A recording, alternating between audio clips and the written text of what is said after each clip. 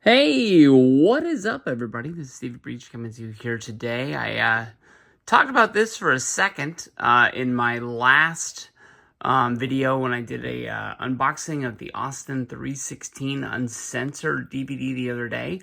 When I was sorting out my DVDs, a video that I always wanted to make back in the day, talking about my WWE, WWF, wrestling DVD collection, was showing off the WWF Attitude Collection, which was released in 2002. A lot of people sort of look at this series of DVDs as some of the most rare DVDs. They definitely come out in a time period of 2002 during the name change of WWE becoming WWF. I'll tell you, at the time, I can remember the time that I first saw these in the store as a wrestling fan. It was actually in the Circuit City, if people remember what those were. And I came around the sporting DVD selection, and I saw all of these sitting on the shelf. And they were all like DVD transfers of VHS tapes that I already had. That I had already had my collection for 3 years, I would say, that they were already starting to collect dust. They weren't some of the newest releases, so they weren't some of the newest ones that I had been watching. And just thinking to myself, like, I already own these on VHS. Why would I want to buy them again on DVD? DVD was a new kind of thing. DVD players were up over $100. I can't really remember the first affordable DVD player. I think the first DVD player I actually had was my PlayStation 2. I didn't even have like a regular DVD player. I'm pretty sure, but I did not buy these until I really started getting into buying DVDs around again until 2010. What's funny about these is that some of them are looked at as rare, and some of them are just flat out dirt cheap. I haven't looked up the prices of these in a long time, but I know the Undertaker DVD at one point was up over $200.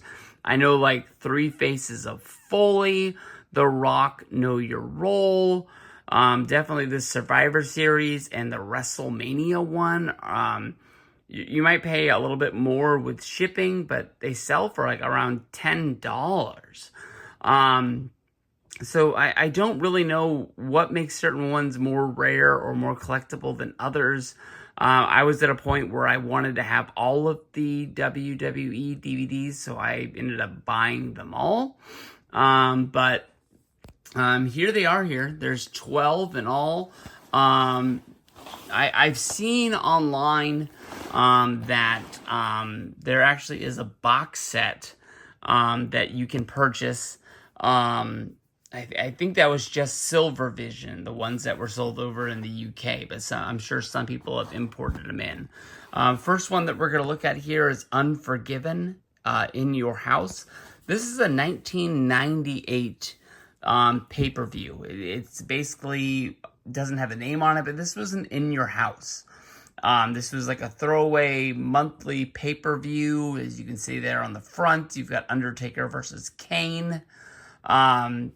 Stone Cold Steve Austin versus Dude Love was your main event for the WWF Championship. I'm guessing this took place after, well, it had to have. Stone Cold is your champion after WrestleMania 14. Dude Love was sort of the guy that sort of jumped in to fight for Vince McMahon. If you remember that Monday Night Raw where Stone Cold Steve Austin was going to fight Vince McMahon with one hand tied behind his back, it was Dude Love that came down to the ring and put the mandible claw on Stone Cold Steve Austin, sort of kicking off their feud. Just noticing the nice shot of Sable down there below. And then we also get a concert with Double J and Sawyer Brown. I saw Sawyer Brown live one time. They were pretty good for if you like old school, 80s to 90s country. I actually got this DVD in a DVD trade from my good friend Zach, who tweeted me yesterday, made my day. Thank you, man. From there, we're going to go to The Rock, Know Your Role. Haven't seen this one, honestly, in a long time, but it's just going to be a VHS, like 1 hour. Some of these at this time period were like just getting to know the person, if I remember right, and it's been a long time. I think the interview for The Rock is done on the set of his Chef Boyardee commercial, but you're just gonna get a lot of clips of matches that got him to the point where he is at that point in his career. It's gonna be a good tape, not gonna be a great one, probably gonna make you wish that you were watching some matches. Right here, this one here is going to flag a lot of people because this is actually not the DVD case that you want to get. The DVD for the Best of Raw is only volume 1, but it has the same theme of all the other ones with like the VHS box, and then it says WWF Attitude Collection on the top. I have the the DVD, but I have mine in my Best of Raw Volume 1, Volume 2, because my friend Danny came into the box with Best of Raw Volume 2, but he had lost his number 1. I only had number 1. It's the same DVD, so I actually bought this off of Danny, put it in my collection, and just basically used his box to keep it in there. To me, it's basically the same thing. Everybody's collection, you can make your own rules. And, you know, everybody, if they want to have a Jordan rookie in their collection, doesn't have to have a 10. You can get a 9, you can get an 8, you can even get a 2 or a 3 if that's what's in your budget.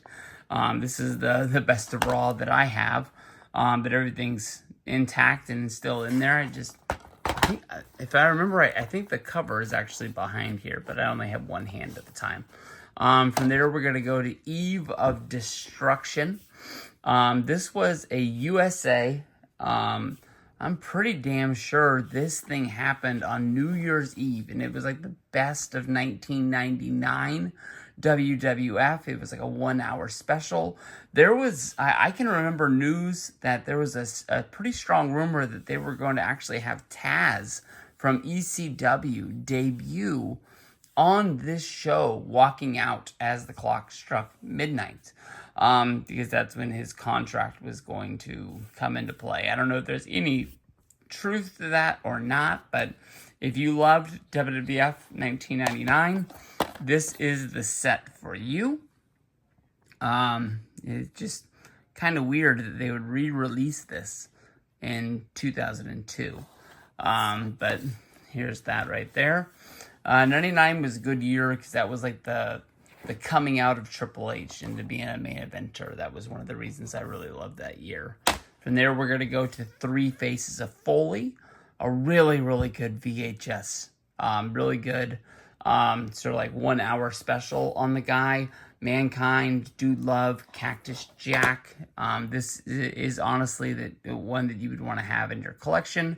Honestly, the documentary that came out roughly 2000, it was around the time of him going into the Hall of Fame at WrestleMania 29. Have a Nice Day, I think. For All Mankind, something like that. One of those. But right there, Three Faces of Foley. From there, we're going to go to TLC, Tables, Ladders, and Chairs. I honestly think that this is probably one of the biggest gambles that they did on VHSs or DVDs at the time.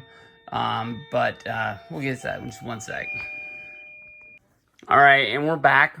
I honestly think that this was probably one of the biggest gambles.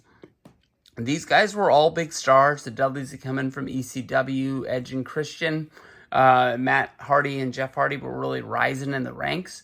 But, I mean, they could have pushed them to the moon, but anything could have happened to these guys. They weren't real, mainstream stars yet. to the point where it could have gone horribly wrong for these guys, and it could have been a dud sitting on the shelves. They had some really good tag team matches. WWF was strong on the tag team division, but I don't know. There's no real strong selling point or anybody else featured to put this. It was like all on the Hardys, all on Edge and Christian, all on the Dudleys, to sell this tape and deliver. I think all 6 members of this tape, definitely the Dudleys are already in. Edge is a WWE Hall of Famer. Christian should be. And Matt Hardy and Jeff Hardy are going to be in there as soon, I guess, as they're not with AEW and they're free to go into the Hall of Fame. So I mean, it worked out, but I think that honestly this was a real big gamble for them. But if you like those ladder matches, I'm sure it also features them against other people. I mean, this is definitely you're gonna want to go to your way to see. It's not the most popular one of all of these. It's probably one of the cheaper ones. But check that bad boy out. From here, we're gonna go to the Phenom Undertaker. Like I said, this was probably the most expensive DVD of the collection. I don't really know why. It's only a 1-hour feature. This came out probably around 1999. It was re-released in 2002, the same time that they were coming out with another documentary. I believe it was called My Yard. So to have 2 sitting on the shelf at the same time, doesn't really make a lot of sense. So maybe that's the reason why people passed on it. They didn't need the older one, so they bought the newer one, and that's one of the reasons why. But there he is, Undertaker and Triple H, Undertaker and Kane, Undertaker and The Rock. If I had to know anything about the time period of this, I'm basically gonna say that this really is gonna capture Undertaker versus Kane more than anything else. From there, they go to another heavy hitter, Austin 316. It says uncensored, but you flip this bad boy over, you've got the middle fingers being blurred out. You've got ass, written weird there with the asterisks and the dollar symbols, the hashtag signs. If you really want Austin 316 uncensored, you're actually going to want his other DVD release. I believe that was a re-release of a VHS as well, because Stone Cold said so. That is the one where he really lets it fly. I'm gonna guess by the fact that there's no M logo on this at all, that he doesn't really cuss either that much or it's censored. But this is gonna be WrestleMania 14. This is going to be him versus Shawn Michaels. This is going to be him with Mike Tyson. Him versus Vince McMahon. That real big push is going to be featured here on Austin 316 Uncensored. From there we go to, this was a big boy. I mean, this was probably one of the most popular VHSs that they ever came out with. I'm not 100% sure, but Austin versus McMahon. This was a fight. I mean, this was everything. I mean, I can remember Celebrity Deathmatch on MTV. If you've never seen that show, or if you haven't seen it in a long time, look up Austin versus McMahon. It was the first time you ever really saw them fight, and it was on MTV Claymation with Judge Mills Lane. That's how big it was. It wasn't Austin's voice. It wasn't McMahon's voice. They definitely had different actors playing them, but it was pretty damn good and convincing at the time.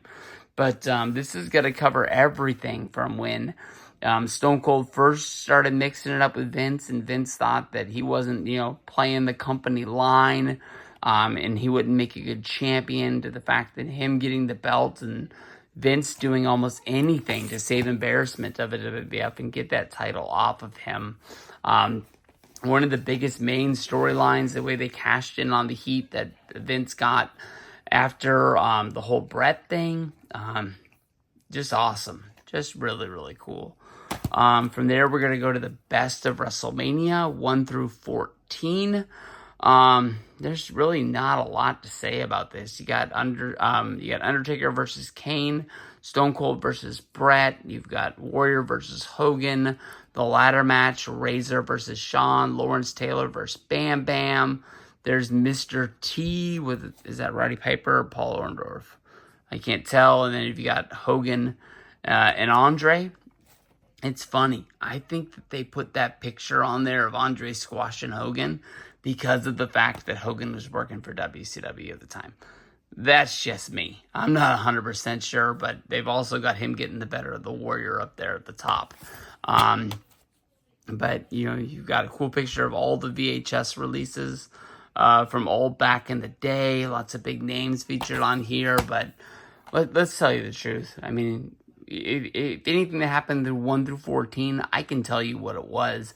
After, I don't know, after somewhere around 20, that's when I get kind of mixed up and confused on my numbers. But, from growing up, 1 through 14, I know them inside and out. This is a really popular tape that also came out. It was called The Best of Survivor Series from 87 to 97. Because it features 97, it features Bret versus Shawn. One of the main strong selling points of this tape, honestly, was the fact that it was going to show you backstage, never before seen Bret versus Shawn stuff. I'm sure if you've seen the Shadows documentary, you've seen not this footage, but you've seen it all. You know the story, but that's why we all bought this tape back in the day, because we wanted to see how far they would push the envelope, showing everything that happened, everything that went down. There you've got, Andre versus Bam Bam from 87. You've got Mankind versus Undertaker up there. Stone Cold Steve Austin saying, "Hey, how you doing?" And then you've got the I Quit match between Bret and Bob Backlund, one of the biggest surprises of WWF history. Didn't really see that one coming at all, to tell you the truth. There's the super kick that they teach down at the YMCA from Shawn Michaels to Sid. You've got Goldust. Him and Bam Bam. I almost thought Goldust was wrestling Hogan there. And then you've got the Greatest Challenge. We talked about that the other day. With Undertaker versus Hulk Hogan from 1991. We're going to finish this off with a In Your House Rock Bottom. I believe this was a 1998 pay-per-view named after The Rock. Shows you how big of a star he was coming at that time. They show him hitting the rock bottom on Road Dogg. I'm not even 100% sure if that's who he fights on this card. Is he fighting in the undercard? But we've got, it's the Corporate Champions Night. So he must be the champ. In the event named after The Rock, watch Stone Cold Steve Austin and The Undertaker bury each other alive while The Rock puts the corporate smackdown on that jabroni Mankind. So I guess the picture on the cover isn't even from the show. Buried Alive match. We've got Undertaker versus Stone Cold. We got Steve Blackman versus Owen Hart. We've got the New Age Outlaws versus the Big Boss Man and Ken Shamrock. A striptease match, Goldust versus Jeff Jarrett. I think that means that if Jarrett loses, Deborah has to strip, if I remember the steps right on that. And it looks like from that picture right there, it's going to end in disqualification. So I think she is. We've got The Rock versus Mankind. We've got the Job Squad versus the Brood. And the Headbangers versus the Oddities. This honestly is I messed them up. But this here is a real hodgepodge of Attitude Era WWF. I'm telling you honestly, if you're not the biggest WWE fan, you don't need to complete this set. You probably go and get those Attitude Era sets. I think there's 3 different ones. There's an Attitude Blu-ray with a documentary. They've got 2 other sets that are like Best of 96, Best of 97. Maybe there's even one of 95 where it's like before the Attitude, something like that. Those ones you can pick up a lot cheaper than these. I know that I spent a pretty penny on the Undertaker one, just to think I finished it. And then I had to go back and buy the Stone Cold Steve Austin one in 2024, and it still cost me $25. So you go out there and look right. You can find TLC cheap. You can find Foley cheap. You can find the Survivor Series and the Wrestlemania ones. But I'm going to tell you the truth. Those Survivor Series and the WrestleMania ones, those are ones you can skip anyways. So, all right. And then also, go back to this. Best of Raw, Volume 1, Volume 2. They had a Volume 3 Best of Raw VHS release that never got pushed out on DVD, which never really made any sense to me, which kind of showed you how strong VHS was at the time. We're going to take a peek just to end this with my WWF Home Video Complete Catalog. I believe I grabbed this Volume 1. You can see a lot of these were all released kind of at the same time. Austin 316 Uncensored, Best of WrestleMania, Best of Survivor Series, Undertaker the Phenom, they're all in those first releases. Why that DX one wasn't released on DVD? It ended up coming out, but not till like 2005, 2006. I remember I got my DVD copy of that free from WWF Shop. Well, I guess it would be WWE Shop. For making like an order, they threw it in, like with the promo code is saying like, thank you for placing an order. But they were really pumping out tapes at the time, and why they would wait like 2 years and then release them on DVD. I don't know if it was just like to get the people who sold them, Circuit City, Best Buy, and some others, to have more sitting on the shelf, so people would get the urge to jump to DVD. Because I'll tell you the truth, like I said, when WWE went to DVD, I wasn't ready for DVDs. I was still buying VHSs. The first DVD I ever bought, I can remember, was a Survivor Survivor